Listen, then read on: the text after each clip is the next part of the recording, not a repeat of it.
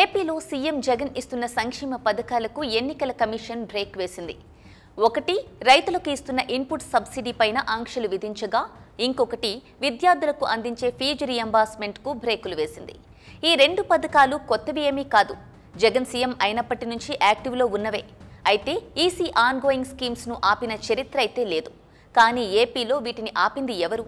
వీటిని ఆపడానికి ఎన్నికల కమిషన్ చెప్తున్న కారణాలు ఏంటి? దీని వెనుక ఎవరి ప్రోద్బలముంది?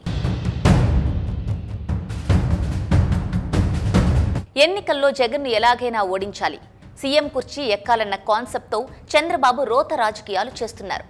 ఎందరికో పొట్టకొడుతున్నారు. రైతులకు ఇన్పుట్ సబ్సిడీ, ఫీజు రియంబర్స్మెంట్ పథకాల ద్వారా లబ్ధిదారులకు నగదు అందితే వైసీపీకి ఓటు వేస్తారని, తద్వారా టీడీపీ ఓడుతుందని బాబు కుట్ర రాజకీయాలకు తెరలేపారు.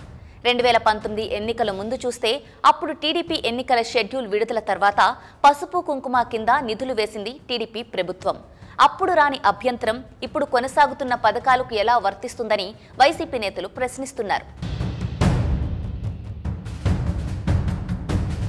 వైసీపీని ఓడించాలని, ఆ పార్టీపై ప్రజలలో అభద్రత కల్పించాలని టీడీపీ నేతలు చూస్తున్నారు.